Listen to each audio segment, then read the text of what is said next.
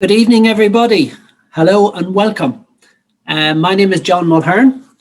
I'm the college principal in the Teagasc College of Amenity Horticulture, and we're based here in Dublin in the National Botanic Gardens.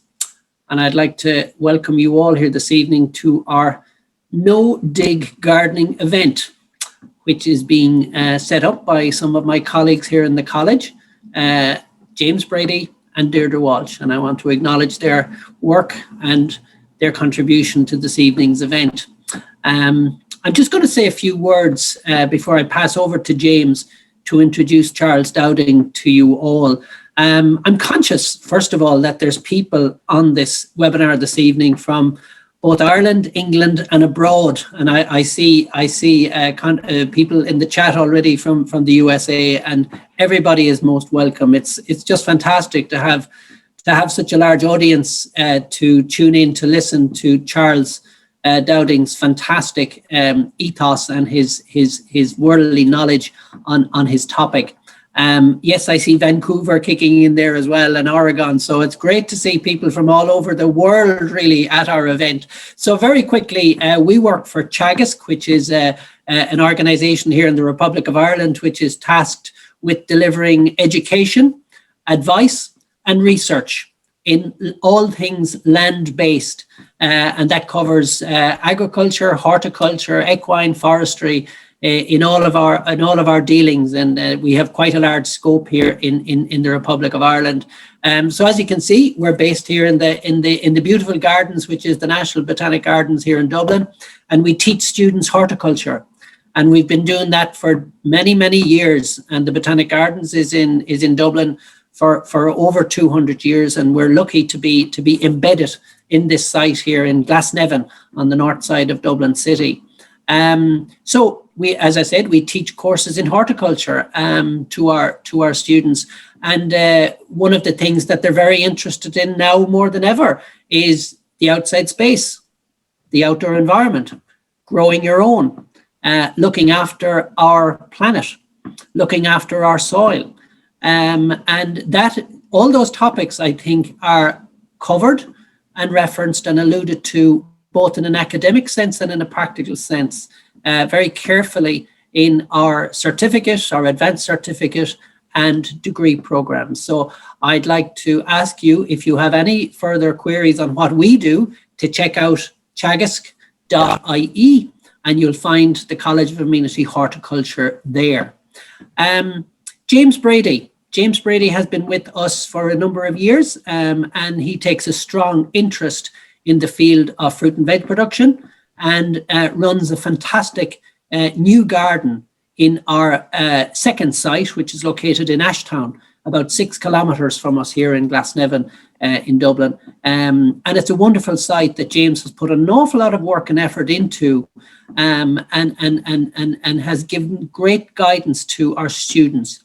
On foot of that, and on foot of teaching fruit and vegetable production, James has come up with this event this evening, and Charles Dowding is joining us. So I'm going to pass over to James to give maybe a small context to Charles Dowding's talk in light of his work with our students. So I'll just pass over to you, James. Thank you very much.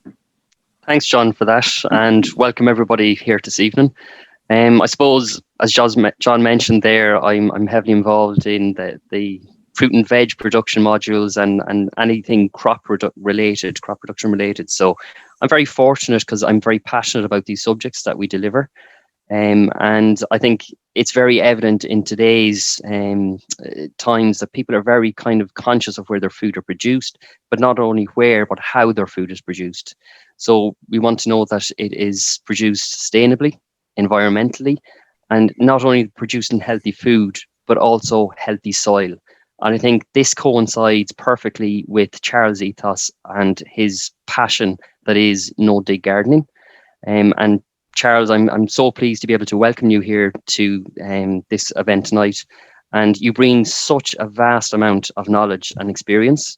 And this is evident through the success of the many books that you've written, your sheer elaborate and presence on social media. I mean, you've 451,000 subscribers to your YouTube channel, And every time I open your Instagram page, I am just bowled over with the talent of expertise in homemakers, and it's a garden envy. That's all I can say that I have at the moment. So I'm going to hand over the reins to you, Charles. I'm going to let you dazzle us with your passion that is no-dig gardening. And if anybody was any questions, we might pop them into the chat and we'll come back to them at the end of this evening's talk. So Charles, thank you very much, and over to you. Thank you very much, James, and John as well. I must say that was a very warm welcome, and I'm thrilled to be here this evening. It's almost as good as being in Ireland, but not quite. And I'm sharing with you a slideshow of my work. I'm just going to check with Deirdre. Is this okay, Deirdre? Are you seeing it correctly? Looking good, Charles. Yeah. Right. Okay. Thanks. Yeah, I do find that one slightly strange thing about giving these talks on the internet, that I obviously can't see you and I can't see what you're seeing either, but it's looking good to me on my screen. So this is my garden, homemakers, where I'm cropping. I have been cropping around 1,000 square meters, which is about a quarter of an acre. And just recently I've taken on a new plot of ground to expand, but more than anything to try out some new methods. And this is March to July. The reason I put these 2 months is because in March we're doing a lot of new planting all under covers. We've still got a lot of the covers on now, and then they come off for late spring, early summer, and then a lot of harvest. And with no dig, you can crop and then replant very easily. It's one of the big beauties of no dig because there's so little ground preparation. That's massive saving of time. That's one big saving of time. The other one is weeding, very little weeding to do. So you can really concentrate on your growing and harvest. And it's all made possible by this simple approach where we feed the soil with compost on the beds. And, you know, none of this is written in stone, but what you put on the paths, recently I've started using wood chip more. I got really interested in fungal quality of soils, and that's working nicely. But you could actually just put compost on your paths, some organic matter. When I say compost, I do mean any decomposed material. And the idea is that you can have harvest year round. A lot of what you see in that photograph of the January harvest is from store, but there's a lot of fresh produce as well. And then this was June last year, which is actually only 1 month away. It's a reflection of how much warmer it was last spring in Northwest Europe than this current spring, where we've just had a long run of frost. But in spite of that, no dig is great for, it holds the warmth in the soil more, I feel. I got a nice image this winter of snow settling on soil which I dug and not settling where the soil had been no dig. And it could be to do with all this microlife in the soil. So you've got that incredible mycelial network because you're not disturbing it. You know, the more I get into no dig, even now after doing it for so long, the more I feel I'm learning and appreciating it. And it's fairly recently I've started seeing a lot of mushrooms like this, and I think it's because I'm putting more wood in my compost. You know, really paying attention to that side of things. This was last autumn harvesting carrots. Those are Bellicum carrots sown in June, harvested in October. And after autumn rains, the soil it goes really white in places, and then you get these fruiting bodies, the little mushrooms.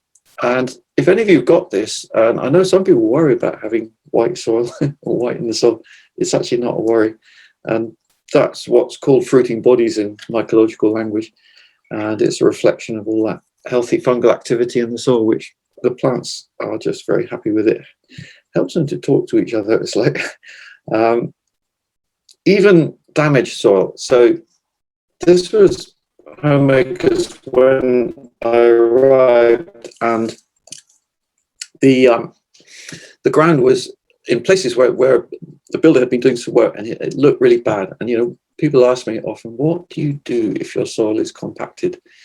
And you might look at this photo and ask that question. In fact, that's not compacted soil. I had a little look with my trowel, and I found that underneath the top layer, which is a bit smeared, there was still good soil. So I didn't dig or fork that soil. I waited for it to dry out, leveled it off. I did use a spade for that. I put the peaks in the troughs, scattered grass seed, 1 centimetre compost, and I got grass.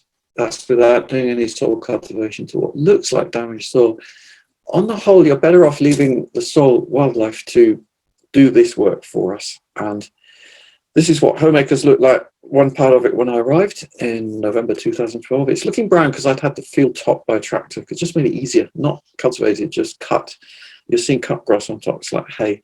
That was then 6 months later, where you can see that everything is looking pretty fine. And that's without any soil cultivation. That's putting compost on beds and using cardboard mainly for paths.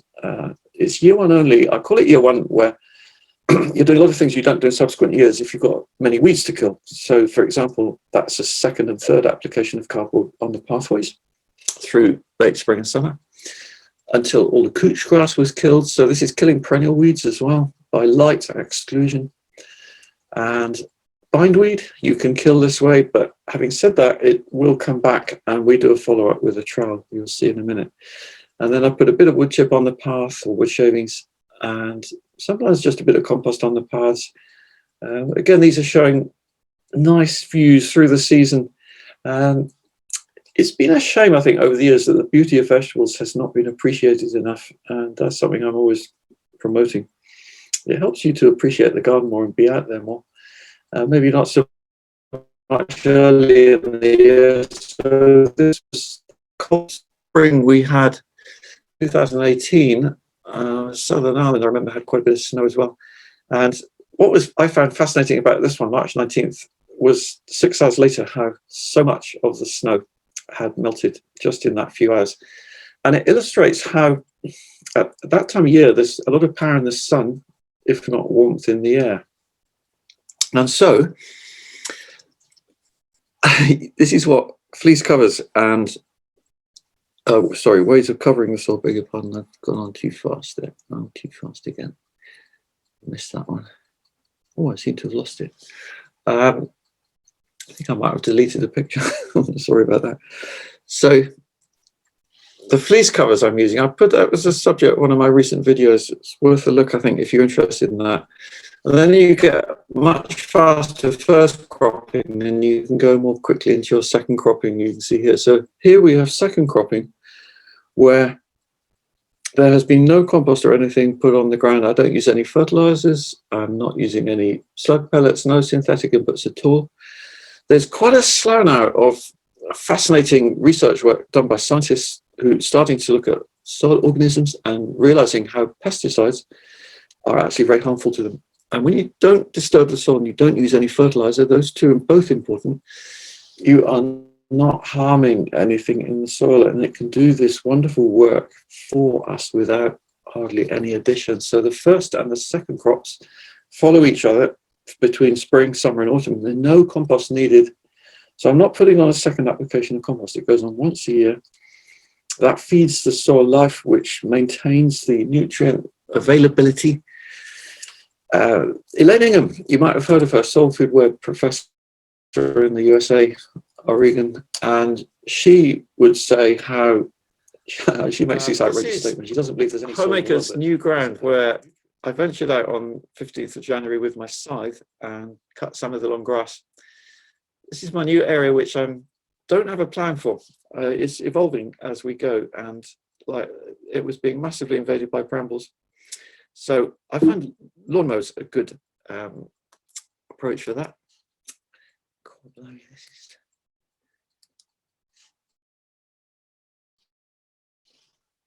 Sorry, I just need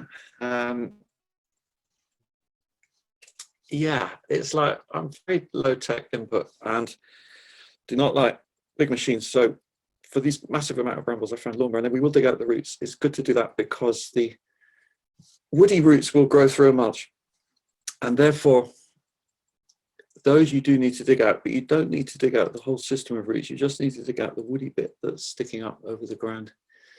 I've got nearly an acre of ground here, and it's actually way more than I need at the moment. So a lot of it's going to be wildflowers, and that will be very nice because it's full of dandelions at the moment, for example. This was where we started out making new beds, and actually I was a little bit bothered there because I didn't have enough cardboard, me of all people. And so we used instead polythene over the top. We put down some compost just to feed the soil, a bit of cardboard where the piles and then polythene over the top. Basically trying a few things. You know, I'm always trying new things, and I'd urge all of you to do that as well. I'm giving you ideas here more than anything. Once you understand the principles of no-dig, where you're killing the weeds by light exclusion and then making beds according to how you want. I really like 4 foot 1.2 meter wide beds, 16 inch 40 centimeter wide paths, and you can see what we're doing there. We're putting greenways compost. This is not brilliant compost, it must be said. It was the best I could find to buy. Most of the time I'm not buying a lot of compost, but I do for new beds, and that's when it really benefits. If you don't have access to a lot of compost, you can still be no-dig. You just won't get the initial amazing results perhaps in the first year, but going forwards it can be very good. And then this was first planting. Sorry, let's go back on it. This year, March 21st. Slowly planting up those first 4 beds, and the rest of it probably I'm going to leave not in beds and just plant flat ground. This is to give you an idea of Homicus soil and what it looks like, where you can see it's loamy on top and clay underneath, which is brilliant. Actually, I'm very fortunate. In my previous gardens, I worked soils, or crop soils, I should say, which in my first garden, 1980s, was very stony, lot of Cotswold brash, and that worked really well. Just I couldn't get straight parsnips, but you know, no-dig worked really well there. And I've gardened also on very heavy clay. No-dig works on any soil, in my experience and from what I hear as well. This was the clay I had in my soil at Lower Farm, for example, where I did dig a hole just to have a look. We didn't normally dig holes in it, but I was very encouraged at the bottom to find not only the worm, but if you look at the bottom of that hole, you can see lots of little holes, the worm channels. And any time soil is cultivated, you know, they will be good. So we've got every interest actually not to disturb the soil. And where does it come from, this crazy idea that we have to keep digging?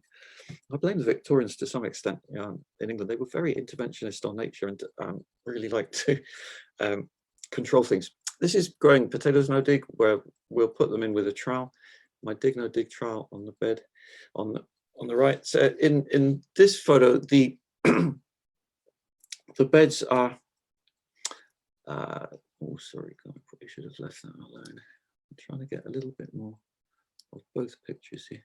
Oh no, that's not working. Oh, flipping it. Sorry. Let's go on. Both beds are cropped with the same. On the left is the dig bed, and on the right is the no-dig bed.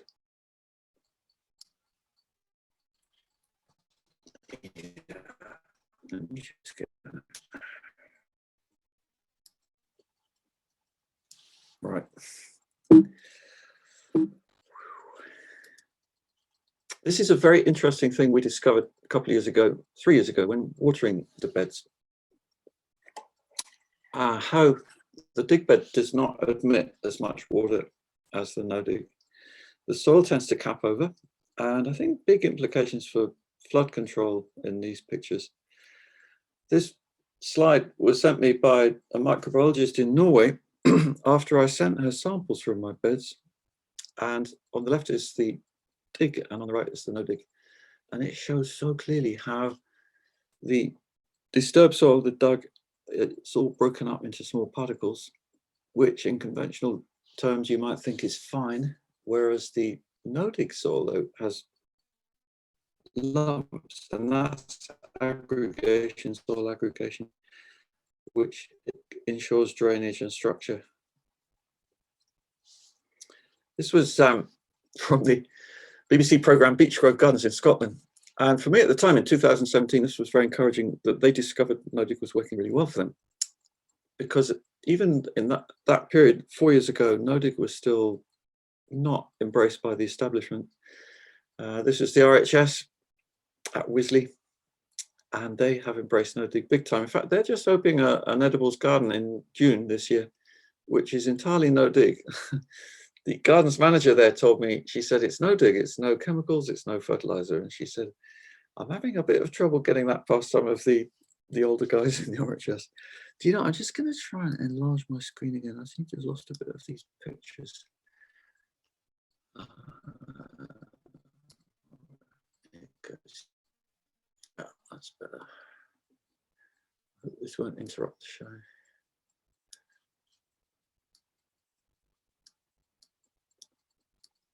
Oh, I can't move that one. Okay, right. Let's try the next. Let me just get that. Yeah, Kew Gardens. Some of you will have heard of Kew Gardens. That's the top echelon of horticultural teaching in London. And their student beds, they have 26 students every year doing the diploma. They are all no dig now since 2019. Yeah, a significant change in horticultural teaching, rather like what's going on with you guys at Teagasc. Exciting times. You know, we really are breaking new ground, except of course we're not breaking the ground at all. Oh, sorry. So homemakers starting out. This was again first year, and mulching. So I'm not disturbing the soil, just killing the weeds. I was experimenting with plastic mulches. I don't really like using plastic, but it does have a place. And a lot of these plastic mulches you can reuse, and then you only need to use them for a short period of time. That was Asparagus Bed in its third year on the right. And no-dig asparagus works really well. It's a lot easier because you don't need trenches and ridges. You can do it on more or less level ground, compost the lines of asparagus, and then we cut off the tops of the asparagus in October, November when they're going yellow, and put them in the path between and walk on them, and they turn into a nice straw. You can see the straw in the left-hand picture. So for perennial weeds, this is one approach to coping with persistent ones like bindweed, or probably if you had, well, definitely if you had mare's tail, groundnut, or maybe keep removing the regrowth until the parent root dies. Couch grass, same story in first summer. I find couch grass though does die by the end of the summer usually, and I'm very happy to put these roots on my compost heaps. This is entirely feasible and possible, even though it's often you've probably been told you shouldn't. There's a lot of things you can compost that you've probably been told you shouldn't. This is the approach for annual weeds, more where the old saying is hoe your weeds before you see them, which doesn't really make sense. But what they've messaged there is about catching them before they've got to any size at all, because then you just need to tickle the surface. On days like we've had today, for example, here, dry sun, bit of wind and small weeds, and you can kill thousands really fast. This is a variation of the Irish lazy bed for growing potatoes using compost. I'd like to try a lazy bed one day. It'd be fun folding over the turfs, but I'm just putting compost on top of the seed potato, which sits on top of the ground, and then the compost, as well as a bit of hay on top, is killing the weeds. And we then come to a harvest where I'm often asked with no dig, how do you dig out your potatoes at harvest time? And the answer is you don't dig, you pull. So you get your hands around all of the stems of the potato plant and gently ease upwards, and you should find something like that, because the potatoes with no dig can't go deep in the ground because the ground's not loose. You know, it's not loose, but it's open to roots, and you can see all the roots going down there. They're going down for food and water, whereas the potatoes are in the top surface. So don't use a fork to harvest your potatoes. You'll see another crop of potatoes here where I was sent some wool and jute to try for mulching, and I laid them on the grass and weeds and then put the cardboard box. They'd come in the pathway between. And if you're using cardboard, by the way, just make sure it's brown and you've taken off all the staples tape. And some print on it is fine. You just don't want the shiny cardboard. And so we're putting compost on and then planting the potatoes. So using the method is to put the trowel in the ground vertically to its full extent, and then pull the compost towards you, the surface material, and drop the seed potato in. So the top of the seed potato is about 5 centimeters, 2 inches below surface level. And they grow. If they need earthing up, as it's called, we drop a bit of compost on top. Generally for first earlies I don't, but second earlies we'll do 1 shovelful per plant. And then harvest time, in this case, mid-July, because this is Charlotte variety, which is a second early. I warmly recommend it if you don't know it, because it stores like a main crop. We're still eating Charlotte, the Charlotte actually, harvested last July. They're still in a sack in my shed, not all of them, but some. And so we've got old potatoes in store until new ones arrive in about a month's time. And then on the same day in July, we transplanted leeks, which had been sown 3 months earlier. So having plants ready, if you want to keep your ground full, well, you need to keep your ground full. You know, this is one tenet of successful vegetable growing. Don't leave your beds empty, crop them with vegetables. You don't need to grow green manures generally.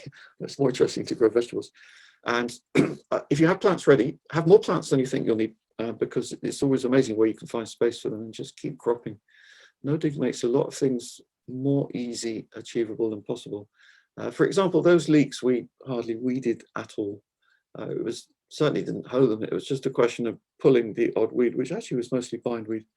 Did use a trowel for that. Bindweed's nearly all gone from there now. And the no-dig method and with multi-sowing as well. So we're growing a few in a clump and putting the leeks not deep in the ground. That means they're easy to pull out. You don't get a long white shank, but you get a long pale green one, which tastes, I reckon, pretty much as good and is probably more nutritious for the greenness. Then with the something like carrots and sowing, and then, you know, breaking the rules. You can break a lot of so-called rules, like walking on your beds, and it's actually was a good thing in this case because we had a very dry spring already, late March, and after sowing the seeds, I raked it level, walked on the bed to conserve moisture. And that walking on the bed does not stop roots going down, because it's no-dig, it's firm, but it's stable, but it's open. And that's where, you know, you can achieve so much more through all these different methods, which you can bring into no-dig. And in this case, not only the wonderful harvest of carrots, but I'm doing it into plant. So that's popping Brussels sprouts between the carrots in June. So this bed's going to crop two vegetables in the same year without any addition of compost or fertilizer. So lovely crop of carrots. There's the Brussels sprouts going. It's a nice overlap, this one, because they can share the same mesh for a while. So the mesh keeps the carrot root fly off, and it keeps the pests off the new brassica plants, which are quite vulnerable to many things like the butterflies, caterpillars. And that's the Brussels sprouts as they look by autumn. In fact, the photo on the left is August, where you can see the fleeces. I've run out of fleece basically, so I'll take it off and then let the Brussels sprouts grow tall. And so we're getting nice second harvest. This bed has already grown carrots, and I de-leaf my brassicas. That way they are not dropping yellow leaves on the bed. That means less slug habitat. If you want to have a few slugs, a lot of it's about being tidy. Having no wooden sides really helps as well. And also with this method, we can put on the compost underneath the Brussels sprouts in the autumn. Or in the case of the Swedes on the right, we put on compost before transplanting those lamb's lettuce. So that's an interplant second crop. Well, the Swede is still finishing harvest the Swede, lamb's lettuce, winter salad. Left-hand photo, you've got carrots sown between lettuce, which we're picking every week. You know, you can create your own combinations. There's many ways of doing this.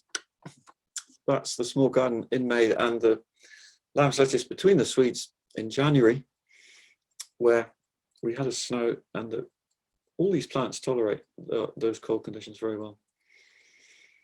Spinach is one of my favorite interplants in August. August is absolutely the best month to sow spinach. If you like spinach, I would say you've missed the boat now. If you sow spinach now in May, it's not long until it flowers. So you're kind of wasting your time. You'll get a few leaves and then you'll get faster. However, if you wait until early August, you can have fantastic spinach, which will crop in the autumn, stand through winter, even down to temperatures as low as, say, 5 Fahrenheit for those of you in continental USA, minus 15 centigrade. And then it grows again in the spring. So we're still picking spinach from those plants that were sown last August, and they get sweeter. That's one of the lovely things about spring spinach, because overwintered plants use antifreeze to protect themselves from frost, and that antifreeze is sugars, which they convert from starches. So that's one reason why Brussels sprouts, parsnips, spinach taste sweeter in the winter than they do in the summer. Winter vegetables, really, there's so much to look into, particularly for those of us in temperate climates. But I'm getting really good feedback from US people in colder, harsher climates, winters particularly, using some of these methods and using fleece, flushes, whatever, to get lovely harvest in the winter. And then this is a nice one where doing less rotation, 5th year, same ground, cabbage and leeks, and then those same beds grow potatoes and broad beans, and then that 6th year, same ground, cabbages and leeks again. So this is just a trial I'm doing. I didn't expect this to work so well. And, you know, maybe with no rotation, actually, you get better results. There's some people who say, well, the soil microbes get used to those plants. I think there's a lot to be gained by exploring these possibilities, but I don't think there's any hard and fast rules. You know, I'm not saying all rotation is bad by any means. I do some rotation, but it's fascinating to learn that in some cases, particularly for those of us who might want to grow only a few plants, you know, like you really like potatoes, I won't grow them again. The main problem with repeat potatoes, I find, is volunteers, actually. Just make sure you remove most of them, say, late March before you plant your new crop. It can get very confusing, and you can also have smaller potatoes. That spray there is one I use. It's a bacterial spray. It's from the soil. You can buy it on Amazon, I believe. It's not made easy to buy. You can easily buy Roundup and all sorts of nasty chemicals. This simple soil bacteria is made quite hard to buy. It's useful against caterpillars and doesn't make the crops inedible or anything. I'll use mesh as well against flea beetle. Insect mesh protection, it works really well. And you can see how you don't always need hoops, the plants can push it up.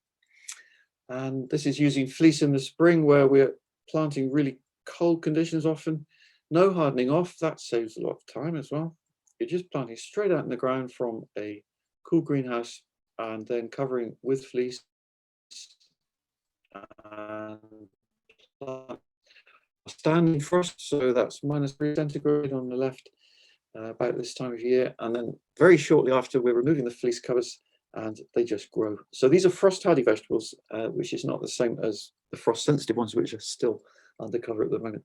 And they just keep sowing and planting through the year. So this is oriental leaves for planting in the summer and eating in the autumn, keeping beds full. That's second planting in June of lettuce. So you can see I'm putting plants out quite small.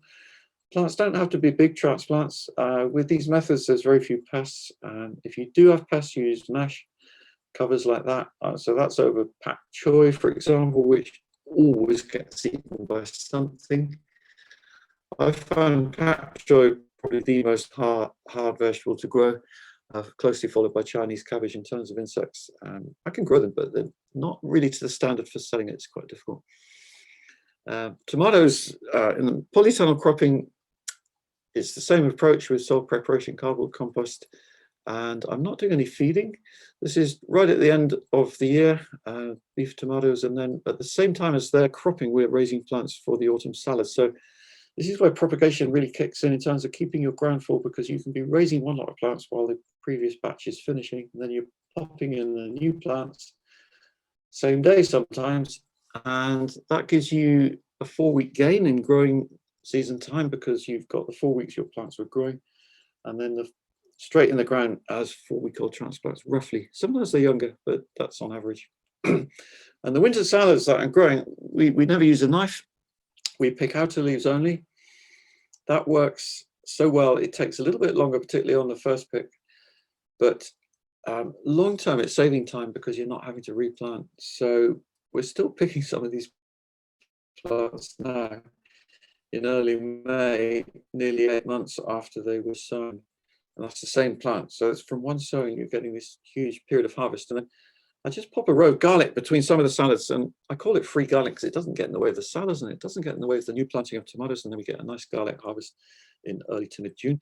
But before that, we've spread the compost on the beds, and it's very simple to maintain fertility. I find that way. So just once a year, in this case in May, because it's change over time. We've got a bit more time than in the autumn.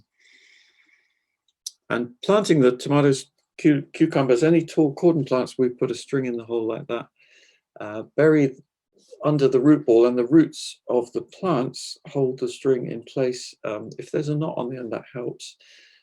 That means you only got to tie at one end, it's tied at the top end. And even for melons, same process. So that was my most extraordinary melon last year. It's a Minnesota midget that had 12 melons, and normally I reckon to get 4. So we had a longer season than normal. But the only issue with asking a plant to raise or grow a lot of fruit like that is unless you got a really hot climate, it almost ran out of growing time before those melons got sweet. And they didn't sweeten up until mid-September, and then they all ripened at once pretty well. That's where pruning can actually, or thinning can be good sometimes. So, on the right-hand picture, you can see a watermelon. That surprised me too. They need more heat than melons. And I don't grow a lot of watermelons in this climate. We're officially zone 8 here. Zones that I think are confusing though, potentially, because they're an overall snapshot of the whole year. I would say we're zone 8 winter and we're zone 5B in the summer. You know, we don't have hot summers, temperatures low 20s at best, 70s Fahrenheit. And I know in Southern Ireland, you'll be even cooler. You're definitely zone 5A in the summer. So to do something like this, you need both a bit of a warm summer and you need a polytunnel. And I do grow cucumbers outdoors, but not that much. And for selling, I find it really worthwhile to grow them undercover. And without any feeding, that's a time saver. So I'm always looking for ways to save time, and feeding plants is one thing that takes time if you can manage not to do it. You can see with the cucumbers too, I intercrop with French beans. That's quite a nice combination. And outdoor salads, we're cropping lettuce mainly. This is in summer. So in the winter, we're doing the winter salads in the polytunnel. Summer is outdoor. We were picking some this morning, and it's similar approach, taking out outside leaves. This is a first pick where you on the left, where I'm taking off also quite a bit of debris. You see, I let the plants get to the point where they're almost touching. That's on a 22 and 9-inch spacing. And from just a few plants like that, you can get a large amount, well over 1 kilo a week. And if you work out how much salad you eat, in the summer, certainly lettuce is a really good one. You probably need about 20 plants for a family of 4, for what one might call an average. Then in the winter, or this generally, this is my approach to selling salad. I'll wash it in water, either rainwater or tap water, shake out the excess, and we put it in the bag moist. This is a great way of bulking up salads in the winter when growth is not happening much. So what you can do is grow things like chicory hearts, which basically are stored growth.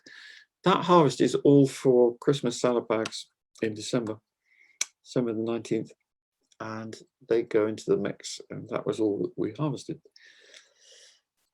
Watering has a lot of myths about watering. It's fine to put on water in the sunlight. It's fine to water overhead. It's fine to do lots of things you've probably been told not to. It's good to water in the morning, especially in cooler climates, because that means water can dry out before nightfall. You get less mildew, less slugs. And what I'm doing on the left there is a really good way of conserving moisture, not watering the whole bed, just the drill that I'm going to sow seeds into. And then this is my bagging operation. It's pretty small and homespun.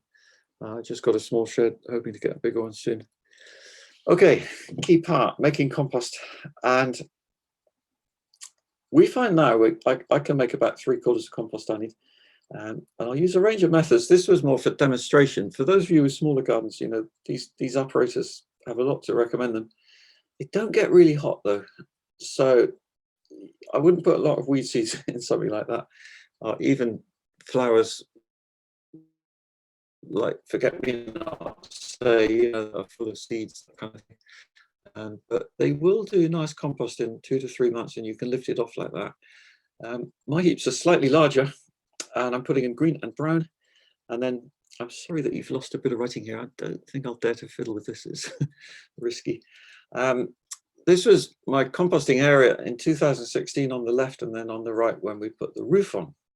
And one question I'm asked about the roof is, doesn't it keep rain off and the compost get too dry? And the answer is not in a temperate climate, because you're normally adding a lot of green, and green leaves have a lot of moisture in, and that provides the moisture. And with that, gives you the heat that you can see there. If you have large enough heaps and you add enough material to them in a short space of time, say 6 weeks, 6 to 8 weeks it takes us to fill these heaps. And then we've got the finished product, well, ready for turning about 6 to 8 weeks after that.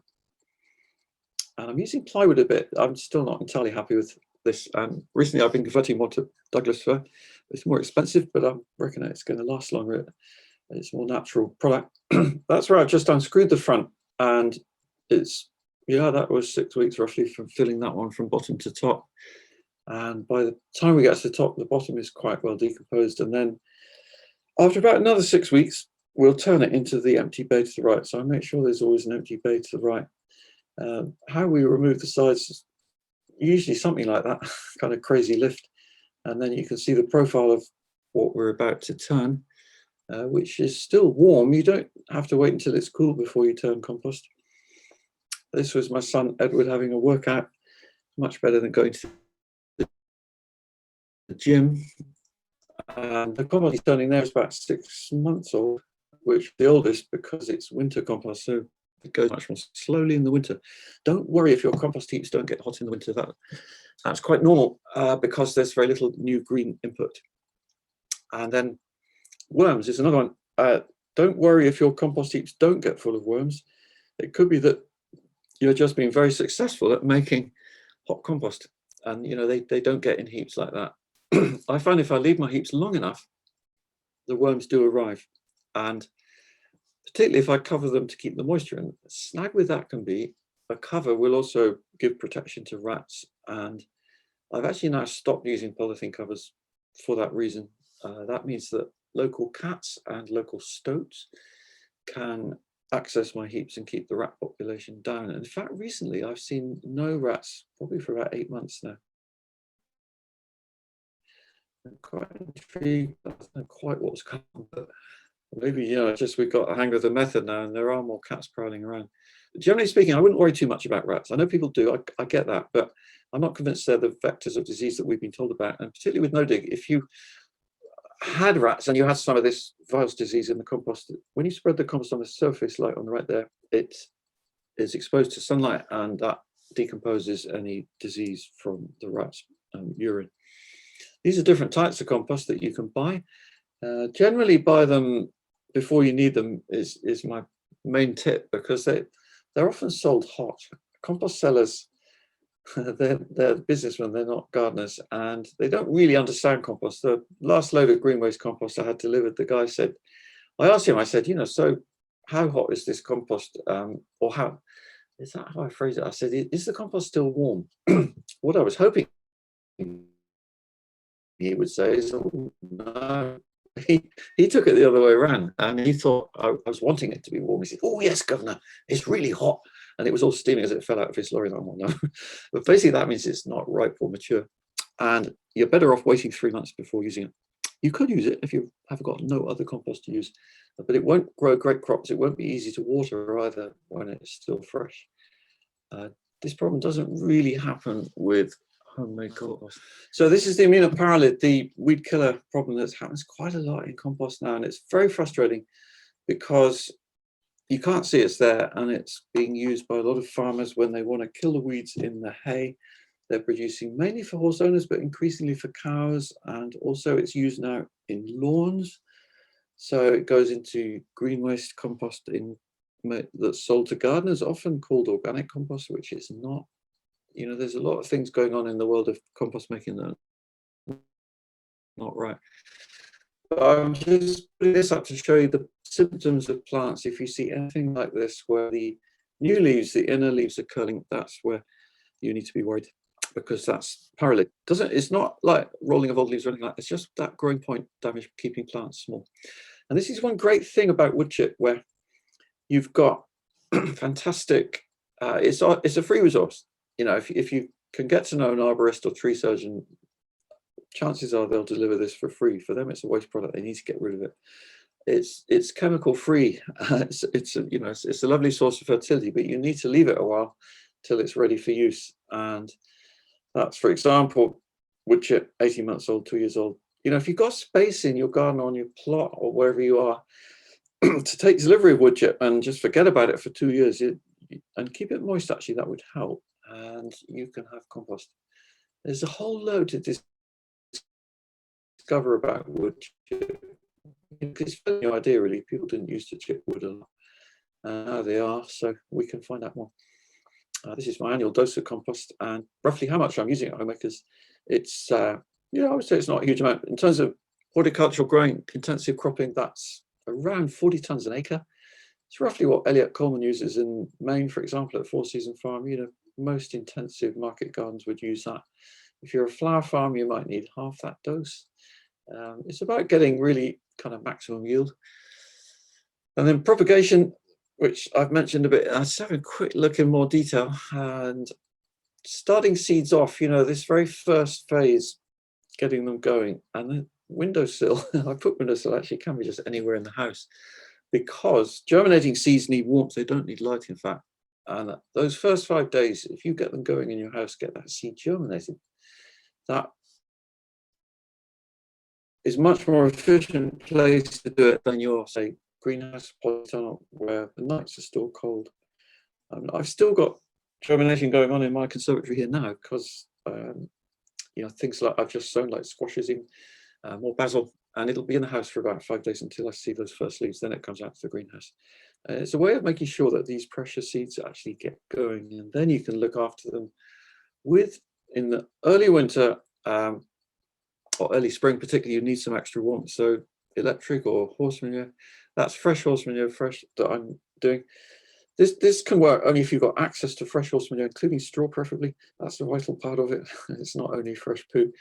And then also, when you're making it, you need to water it, and you need space for a heap under your structure. It doesn't really work outside because the heat blows away. It gets very hot, steam going through, and we keep it topped up actually through the spring. So there's a first batch of sowings pricking out and then ready to transplant late March, and then the hotbed coming into this time of year, and it's got lots of more exotic things like the basil and cucumbers on it, and melons and aubergines. We move it outside actually in the end, so that's the hotbed. It's a valuable compost heap, but I do grow things on it like aubergines and tomatoes, because that's a way for me of just checking it hasn't got any of this horrible weed killer in, which is always possible.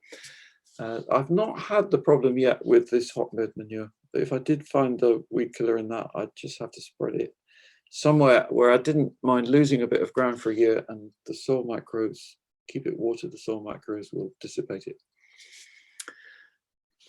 In terms of how you actually raise your seedlings, you can prick out small ones like celery, celeriac, or multi-sow big ones like leeks, peas. There's a table on my website, the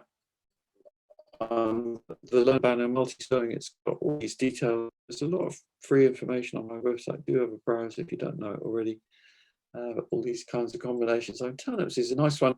It's the only time of year I personally like eating turnips is now, like late April, early May. They can be surprisingly sweet, but you've got to catch them to harvest before they start to flower. It's the same with kohlrabi, early kohlrabi, because we're coming up to its flowering time in second half of May through June. And once they start doing that, they go woody and lose flavour. So we are harvesting turnips at the moment that were sown mid-February, transplanted mid-March under fleece. The fleece is just so invaluable for this. And yeah, I have been trying, I'll just go back a minute. I've been trialing cotton muslin, because I'm not happy this fleece is plastic. I know we've got to be moving away from plastic. I use it many times. You can see there's holes in that fleece cover, and that's because it's about 4 years old. Still works, but it comes to the end of its life, and then I don't know if it can be recycled, I'm afraid. But where I've used cotton muslin, it doesn't promote growth in the same way. It's still effective, but it's not as effective. So again, there's a lot more to discover here. As multi-sowing onions, beetroots, the beauty of this is, well, manyfold. You're using less compost, you're using less space in your greenhouse to raise the same number of plants. You're for the same amount of time and energy, you're planting 4 times as many plants, and you're putting the plants in the ground with their mates. You know, what not to like about all that? And they like it. They grow happily, push one another apart. It so much contradicts the traditional view of singling, you know, allowing enough space. And I think plants get fed up with that, actually. You know, they like their friends being quite close. And it's surprising how much you can get from a small area with these methods. And then with onions, I've found I can keep them for the best part of a year. So we're never without onions. There's also spring onions coming on now. Multi-sowing leeks as well, and spring onions very fast. Multi-sowing in large quantity. You can vary the quantities according to what you're actually growing, and they're very hardy. Most of these allium plants. You can see the length of the white shank there is not huge. If your customers didn't like that on the market stall, it could be tricky. This is after broad beans, transplanting purple sprouting broccoli. This was last year in early July. Then you can see how in August, actually no, we've got October next. The plants blew over in August, then they lean on the ground and grow up again. I don't try and stake them. And they're still leaning now, they're kind of reclining. It's good because it reduced their height. And they're cropping now, they've been cropping for 6 weeks. Fantastic harvest of purple sprouting broccoli there. Transplanting small, so you don't need big plants to go in the ground, and put them in deep. It's fine to bury all stems. That keeps plants stable in the wind, keeps them sheltered a bit as well. That's a little bit extreme, actually, I have to say, those beetroot on the left. I wouldn't do that unless I was going to cover them with fleece straight away, because you could get birds coming in, otherwise kicking the compost around and burying those plants. But we give them light watering, fleece over, and they grew fine. But yeah, I'm always pushing them in quite deep, bury the stem, basically. Then seed quality. This I think is going to be more in the news from this winter, because particularly in UK, and Ireland, I'm afraid. I know you've had terrible problems because of Brexit. I feel really bad about Brexit as being one of the nations that perpetrated it, because it's unleashed a chamber of horrors in many ways, and particularly in horticulture. And I'm told by people in the know that there's going to be problems of seed supply this winter, possibly because of Brexit and the difficulty of importing seeds to the UK from the EU. We're having problems exporting books now. There are some countries like Portugal putting a £20 import duty on books that I sell from my website. You know, following Brexit, it's just getting crazy. But seed freshness, this is so important, and these are examples of poor seed quality. Basically, this is like on the right, that empty quarter of beetroot tray is where it's seed I bought that year.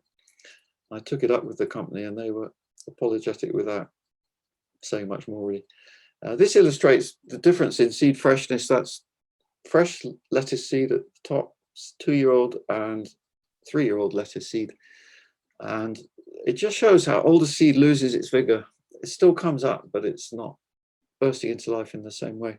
Saving your own seed is great if you can do it. It's not easy for all plants. Like there, we're doing it for mustard, and you need some hot, dry weather for harvest. This can be difficult in our climate. You generally need warm weather, and I'm winnowing the seeds there using the wind to blow away the stalk of the mustards. That's spinach. You need really at least 10 spinach plants, so you need a decent sized area to let your spinach go to seed, and then it's harvest the clusters. They're not strictly speaking seed, actually, they're kind of clusters. And those are examples of spinach on the left and mustard on the right after the winnowing. I don't get my samples perfect, but you can easily get them good enough, and certainly good for home sowing. And some shocking examples here of varieties, actually, where there's been maintenance of varieties has not really been happening. So this is an example from last year of bold hardy beetroot, which has always been a staple of mine for growing. I don't raise beetroot seed, it's not easy. Well, you need quite a few plants, it takes a long time. But this is what grew last year from commercial beetroot, bold hardy seed. You know, they're just not good. They haven't been roguing enough. I'm just going to finish on one or two little things, and like planting by the moon. Sometimes when I talk about this, people say, wow, you're going out to plant in the moonlight. No, it's following the moon's rhythms. 2 days before full moon is a really good time. to sow, and so is a waxing moon. We're currently in a waning moon. We've recently passed full moon. We're still sowing seeds. I mean, the main thing about sowing seeds is to do it at the right time of year and seasonally. But this is the icing on the cake if you can catch good moon periods. So 2 days before full moon, generally you get stronger growth than sowing, say, in a waxing moon. And I know with carrots and root vegetables, that's meant to be good because the roots go down. But the thing is, there's many factors at play here. And actually, there's so many factors at play that it makes it very difficult to be precise, in my view. Checking moons annuals against each other, I think sometimes they contradict a bit. It's which bit of the moon do you follow? I'm just finishing with a little bit of mention of my online courses, where if you want to really go into no dig in depth, the online course 1 gives you a lot of that. It talks about how to clear weeds, making compost in great detail, with videos that you won't find on YouTube. And then similar story for course 2, which I call Growing Success. It's kind of a bit of a vague term really, but it's about the skills that really help you to be a successful vegetable gardener. A lot of them transfer to flower gardening, actually, like spacing and using row covers to get early crops, watering, container growing. There's a bit of everything in course 2, all the background. And then course 3 is we've got before that my calendar, which we're selling half price now, by the way, just because there's still a lot of relevant bits to learn. The Nodi book, that based on course 1, that also we've just done a price reduction. Now it's getting a few months old. And course 3 has that kind of breakdown of all the lessons. So there's 30 lessons. Some of them have more than one vegetable in, and I take you through each vegetable in, like, say, carrots introduction, then best way to sow. How to prepare ground is the one that takes the least time, because with no dig there is not much ground preparation.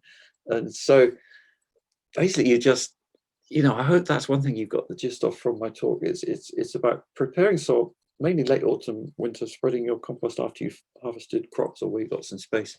And then your ground's ready for the whole year. Just keep on top of the weeds, a little bit of hand weeding, occasional hoeing in the spring, maybe necessary.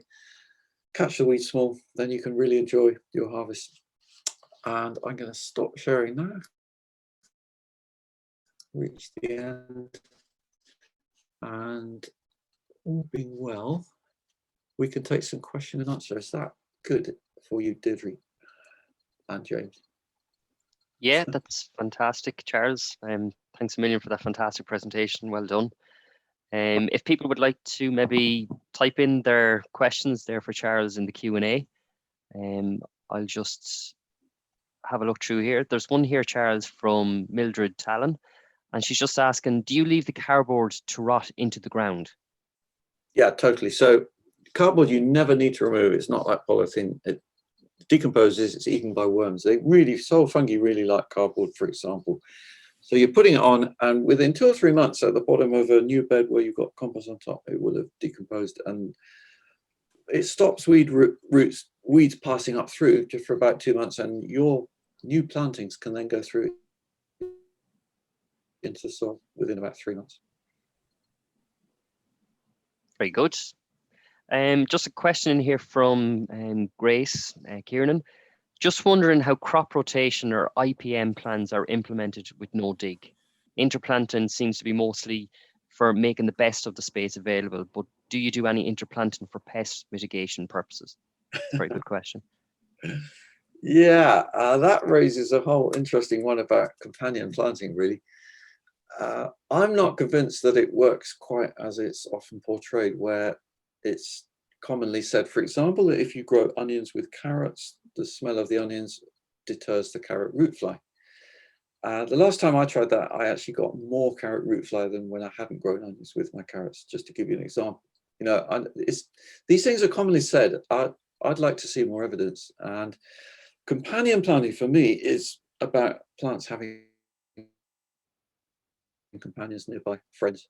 And that means you get stronger, healthier plants, which means they're more resistant to pests and disease. So I'm looking at it more in the whole garden context and not in the very specific, this plant is good for another plant. And to give you another example of that is when I put up Instagram photos like of fennel next to anything, I get a lot of comments. Oh, I've been told that fennel doesn't like other plants, or other plants don't like fennel. And yeah, well, where did they get that information from? Who's putting that out there? It's not true. It's just not true. So it's putting a lot of people off doing things. Mixing plants up. You can mix plants up a lot more than you might think. So yes, in a way, the answer to your question is you can intercrop a lot more than you might imagine. And because you don't need to rotate as strictly as you've been told, you can mix things up as well in that sense. So there's loads of possibilities, but I would be very hesitant about giving precise prescriptions. Very good. Thanks, Charles. We've another question coming in here from Judith. I think it's a problem everybody seems to be kind of having. She has a dreadful problem with creeping buttercup, and even with no dig methods, any suggestions to reduce them? Wow, I would say with no dig, you should be easily on top of that one, providing you put on enough mulch at the beginning. Like when I arrived at Homemakers, it was probably my most tenacious weed. Huge buttercups with really strong roots. And some of them did push through my cardboard and compost mulches, but I kept at them with a trowel. You've got to do the follow-up. I think that's maybe the bit that I need to emphasize more and people need to do more, because if you do an initial mulch and then you see weeds coming back through, it's no good just relaxing. You've got to get in there. Don't let them grow and photosynthesize anymore, because that will feed back to the parent root. And if you asked me that question in June 2013, I would have been feeling the empathy with you about, oh, yeah, I can't get rid of these buttercups. But within about 3 weeks of that, they'd all disappeared, because basically when they root, and couch grass is similar, they keep coming, they keep coming, they keep coming. They look as if they're going to come back at you forever. And then suddenly they don't come anymore, because that parent root below has got exhausted. And that's something you've just got to witness to believe, maybe. But I'd urge you to be on top of it. Maybe something you're doing also is not mulching your edges enough. You've got to mulch your edges, otherwise weeds will spread back in from the edge. So that means cardboard, have a kind of barrier, clear area around your beds, for example. And yeah, just that thing, keep on top in the first year. Thanks, Charles. We've a question here from Anne English. Your irrigation regime, do you have one, or do you leave it to the plant gods? Good. I'm glad you phrased the question like that, because yeah, irrigation regime sounds quite technical, and the answer is no, I definitely don't have one. I adapt to whatever's going on, basically. So I don't have any drip lines or system. I don't like, that's another load of plastic, at least, that we can manage without. We do it by hand, so hose or watering cans, depending how much rain has fallen, whether there's any in the watering pots, and watering just where needed. So it's about understanding your plants a bit. I'm looking out the window as I say this, looking at my plants. New transplants, water them maybe 3 times in the first week if it doesn't rain, every intervals of every 2 days, then leave them to it. They should then get their roots down. You don't need to water the whole bed, just specifically water individual plants. For transplants, that is. Watering, we generally don't water until we're close to cropping. So it's understanding the time when it's most efficient to water. So with beans, for example, the best time is when they're flowering. So that's before they start cropping, and so on.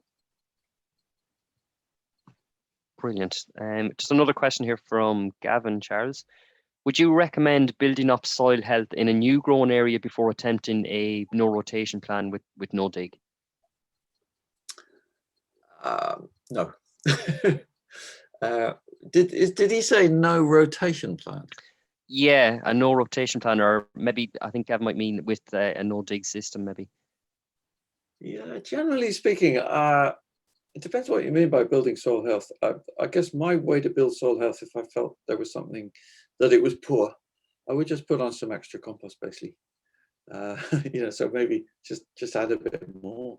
The most I've ever put on anywhere was 8 inches, 20 centimeters in new beds, and that did give fantastic results. And when I say compost, by the way, I'll just remind what I said at the beginning. It doesn't have to be perfectly decomposed. It could be slightly lumpy, old animal manure, for example.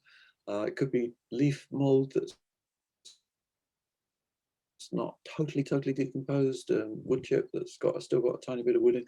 All of that stuff can go on the bottom and then keep your fine compost for the top layer.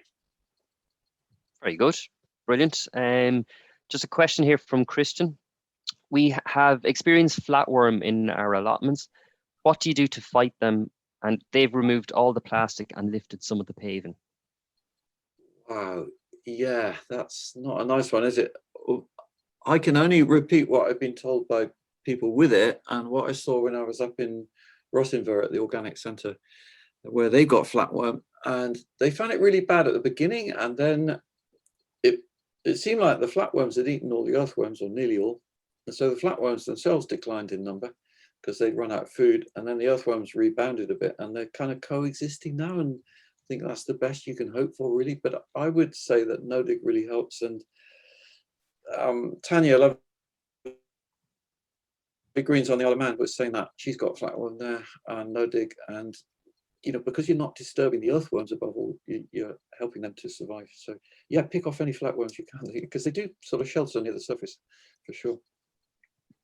Brilliant, thanks, Charles. A question here relating to compost from Peter.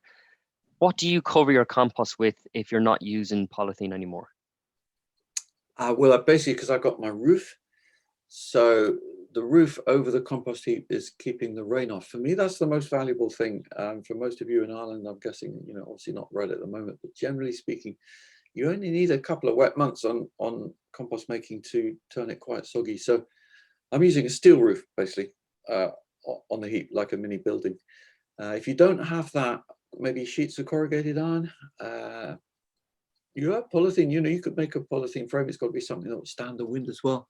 But it's definitely worth looking at. Something like, I think probably corrugated iron would be my next thing after what I got here. Perfect, brilliant. I just have a question here about what's your local pH range and how it affects the range of vegetables you grow. Yes, sorry, James, what my range? Of vegetables it may grow. So what's your pH range in homemakers? pH?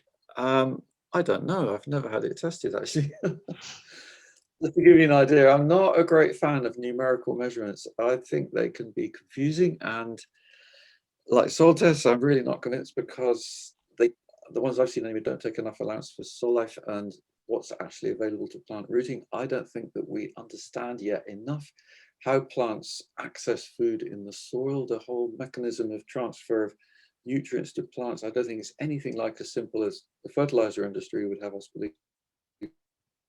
For example, there's a lot of complex organic compounds which plants can access with their roots through the mycelial network, as long as it's not been disturbed, for example. And scientists have not really looked at that enough, partly because there's not a lot of funding for that work. The funding is coming more from people who've got stuff to sell, unfortunately.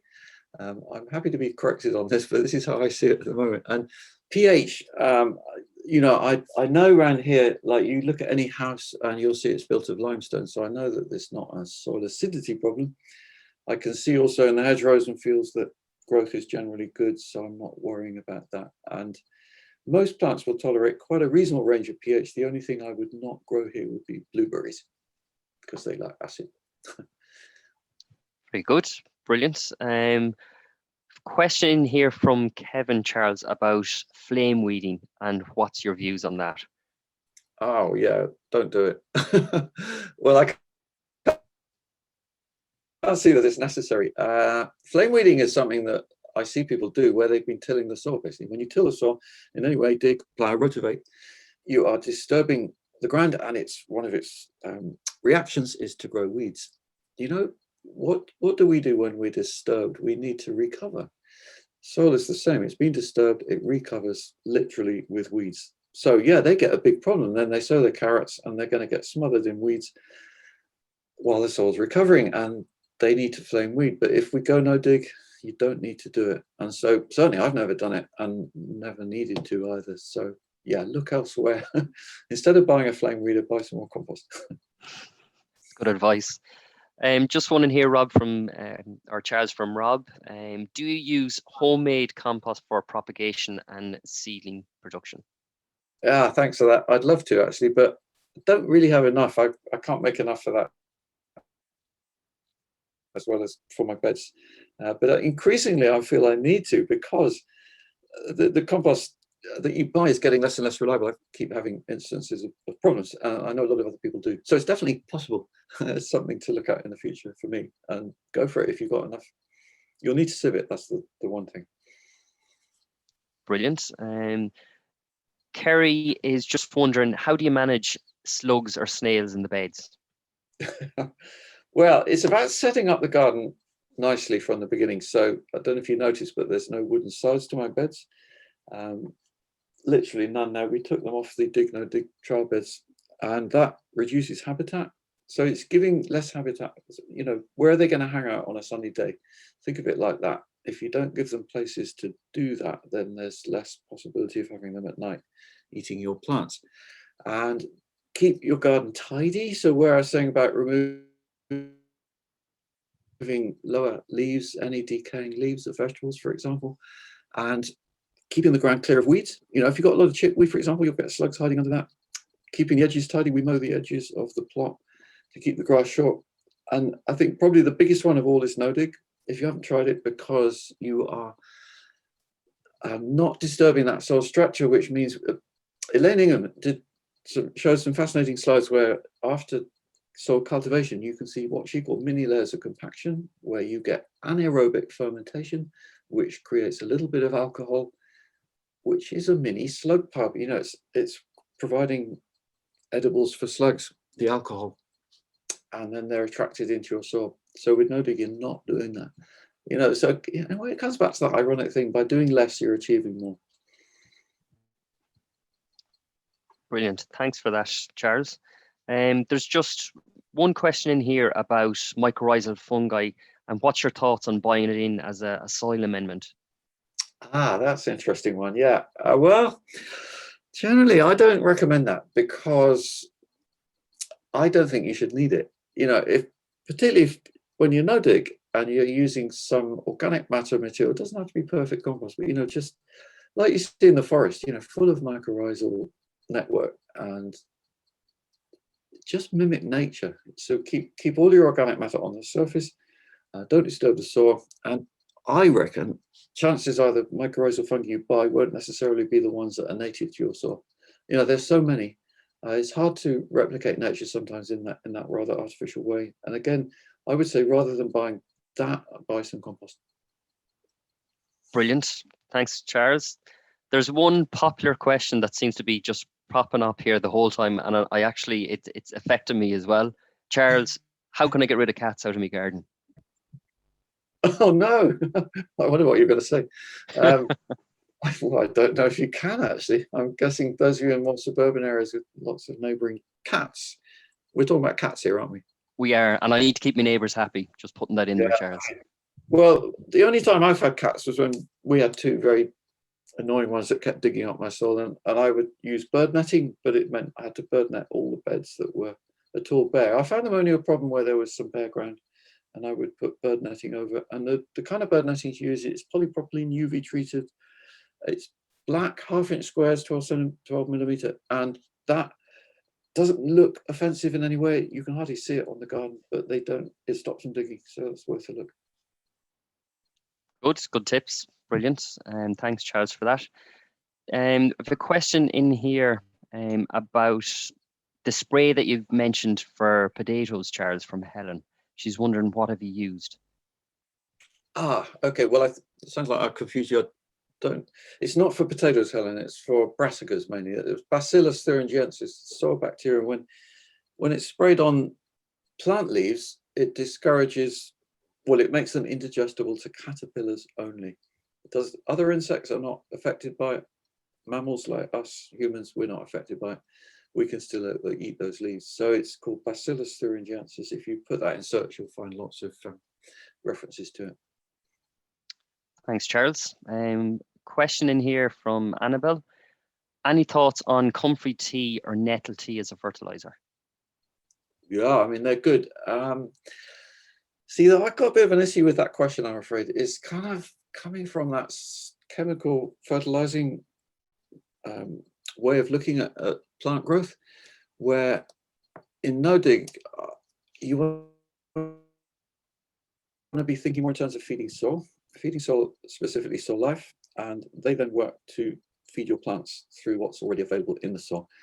And yeah, I mean, there's loads of people out there who want to sell us fertilizers and encourage us to think in these terms and pick up any gardening magazine full of adverts, for example.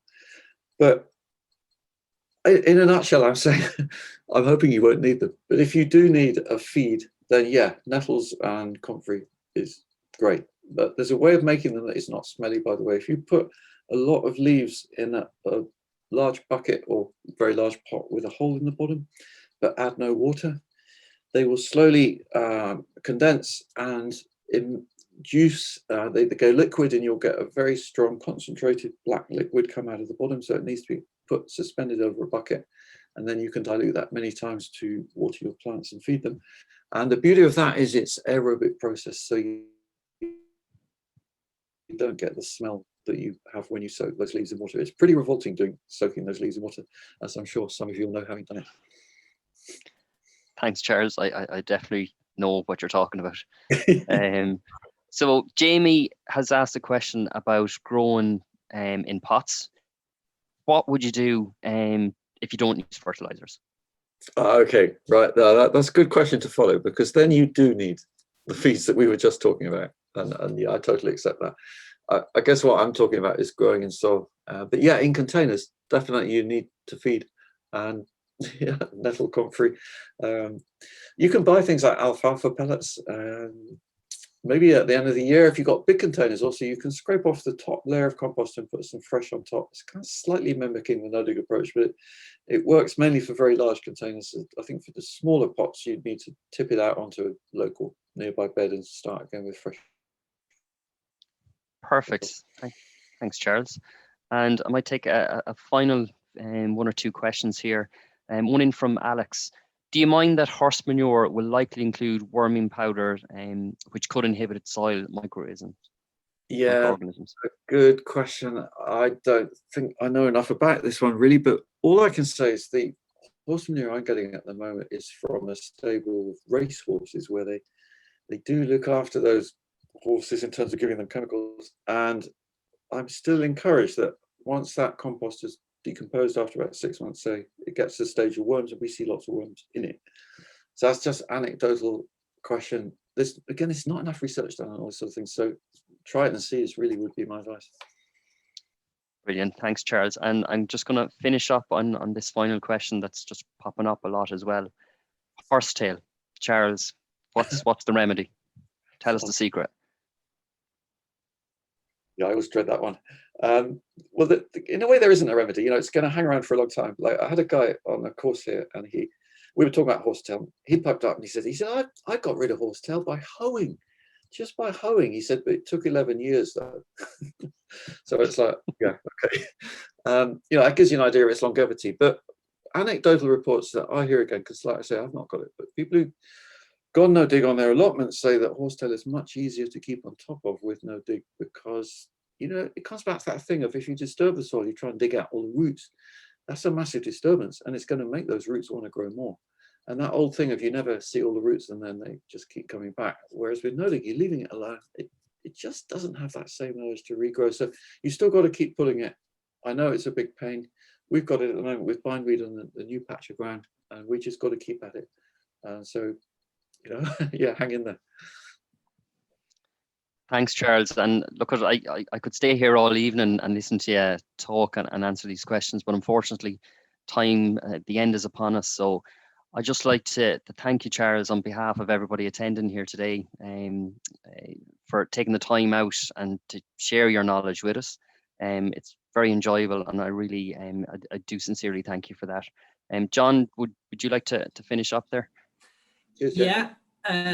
Thanks very much, James, and especially to yourself and to Deirdre from our side of the house. Thanks for organising this fantastic event, and I think that the congratulations is being said loudly there on the chat to you both for your efforts, and thanks for facilitating this. I know, as I said at the start, you have a huge interest, James, from your own teaching side of things, and I'm sure you'll be implementing some of what we've learned this evening in our garden over in Ashtown, and the best of luck with that. Charles, to yourself, I want to give you a hearty thank you from our side. It's been wonderful to listen and to watch what you have presented this evening. I think one of the key things is that you keep asking questions, and you keep inquiring. And I think that comes across, and I think that's what we're about as well. You should always keep asking questions, and I think you have a very, very, very humble style to you, an understated style, which adds to your attraction in terms of the message that you're delivering, and it's really, really good and really, really interesting to hear. So I think the message to all participants is to keep experimenting and to keep asking questions. And no doubt your following will go from strength to strength on your no dig philosophy, and we wish you all the best with that, Charles. And we'd love to see you in Dublin, in our site, either here in Glasnevin or in Ashtown, when we're all allowed travel in the not too distant future. And we really, really look forward to that. So again, thank you most sincerely, Charles. That's great to hear, John. I'll just say thank you to all you guys too for helping this to happen. And James, I wish you good luck in your new plot. That sounds a really exciting venture. Thanks, Charles. And look, as John said, to echo, you're more than welcome anytime. Cool. There's plenty of wheelbarrows for the compost to be put out. Right. Okay. Okay. With that, we'll bring it to a close. Deirdre, would you like to finish off there yourself with a word or two? Oh, just want to say thanks, Charles. It was very interesting talk, and I really enjoyed it. Thanks everybody for joining. And again, the recording of this evening's session will be available on our website. I posted the link up there, so just check out teagasc.ie Botanic Gardens, and you'll find the recording there. Okay, thank you. Great stuff. Thanks. Bye for now.